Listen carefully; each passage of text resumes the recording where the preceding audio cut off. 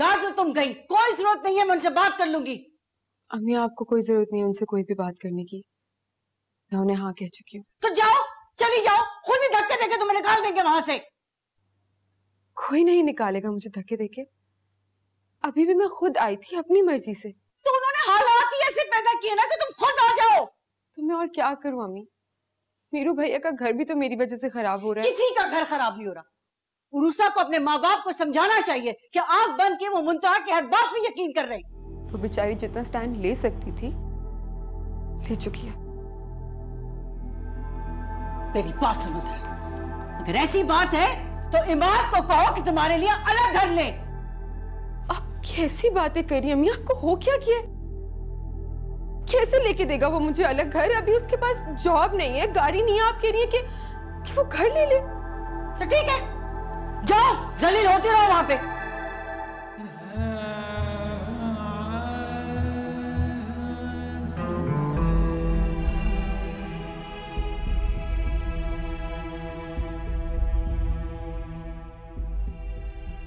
कैसे हो शामिर? कैसे आना हुआ? जलील अंकल ने बुलाया था आज ऑफिस। सजाद साहब ने भी निकाल दिया ऑफिस से? नहीं ऐसी कोई बात नहीं, लेकिन तुम इस लहजे में क्यों बात कर रहे हो मुझसे? तुम जाके अपने पेरेंट्स से पूछो उन्होंने किस लहजे में बात की थी मुझसे। यही तो प्रॉब्लम है ना कि हर कोई किसी और की किए की सजा किसी और को दे रहा है। तुम शायद भूल रहे हो कि शुरुआत तुम्हारे यहाँ से हुई थी। तो फिर तुम खत्म कर। भाई तुम कहाँ जा रही हो? अपने घर।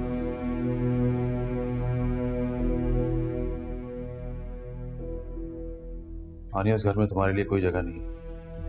पापा ने कहा है मुझसे।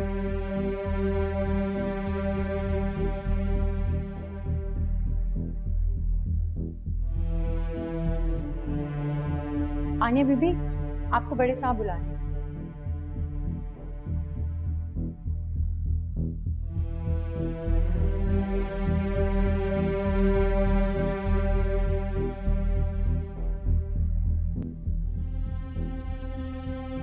इमाद भाई आए हुए हैं, आप मिली नहीं उनसे? ये दे आओ अंदर जाके प्लीज।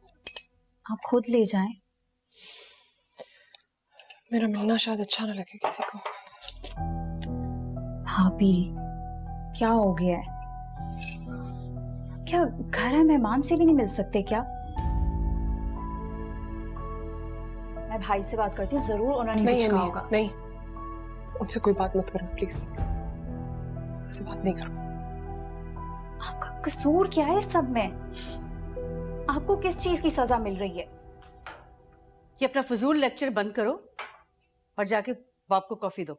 मम्मा, इमाद भाई आए हुए हैं। तो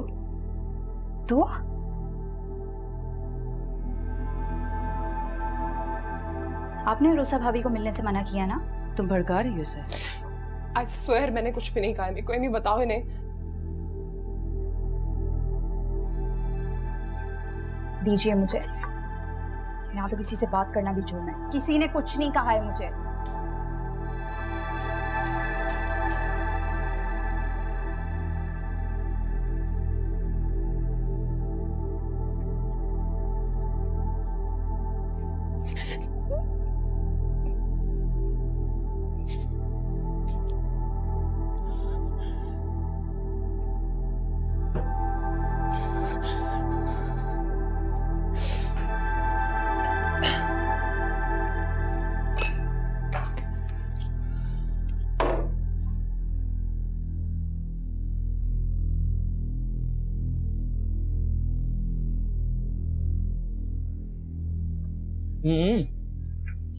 हैं? होश में तो हो, इतनी बड़ी रकम मैं कहां से लाऊंगी?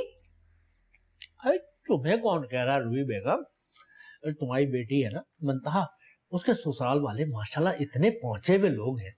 अरे उनके लिए कौन सी बड़ी बात है? अरे तो पहुंचे हुए लोग हैं तो इसका ये मतलब है कि मैं भिख मंगाऊं की तरह हर वक्त हाथ फैलाए खड़ी रहूंगा? हैं?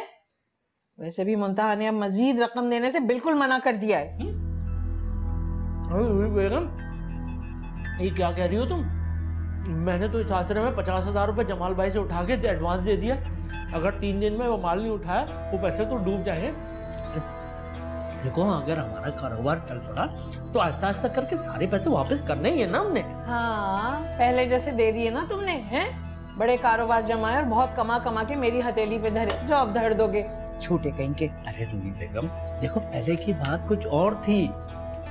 अब देखो ना, अब जैसा मैं कह रहा हूँ वैसा कर लो, वरना हैं?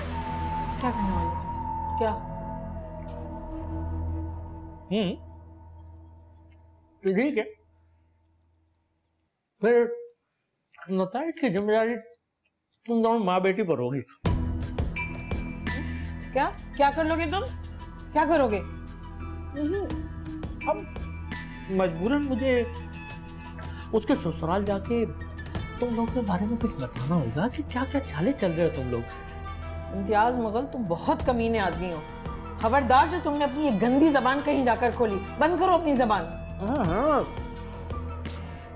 भाई अगर जवान बंद रखनी है ना रूही बेगम, तो अपनी बेटी से कहो 7 लाख रुपए दे दे। 3 दिन का टाइम है उसके पास। 7 लाख? तुम तो ऐसे कह रहे हो जैसे 7,000 की बात हो, हैं? कहाँ से लाएगी वो इतनी बड़ी रकम? नहीं हो सकता ये। अरे मुझे क्या पता, ये तो तुम्हारा और तुम्हारी बेटी का मामला है। देख लो, पाए बहुत अच्छे बनाती है तुम। खाओ खाओ, तुम्हारा बस चले तो हम माँ बेटी को खा जाओ, सारी दुनिया खा जाओ, तुम्हारी भूख कभी ना खत्म हो। तुम्हें इस तरह से नहीं करना चाहिए था। अम्माद से मिलना चाहिए था, वो चलकर हमारे घर आया है। आपने जब मेरी इज्जत ही नहीं रखी उसके सामने तो फिर मुझे मजबूर मत करा मिलने के लिए। क्या बच्चों जैसी बातें करती हो तुम? ठीक कह रही हूँ मैं। मेरी शर्त पूरी हो जाने देते, उसी में आपकी बेटी की इज्जत थी। इज्जत अभी भी है, कोई कमी नहीं आई उसमें। मेरी बात हो चुकी है, वो घर के साथ साथ जॉब भी ढूंढ रहा है। तो ठीक है, उसे कहें अपने बाप की जायदाद में से हिस्सा लेकर एक अलग बिजनेस खोल ले। अब इस नई बहस में मत पड़ो, वो उनके घर का अंदरूनी मामला है, वो उसे कैसे सेटल करते हैं वो ज्यादा बेहतर जानते हैं। ठीक है, मत माने मेरी बात। आप उन्हें जितना अच्छा समझते हैं ना, वो है नहीं।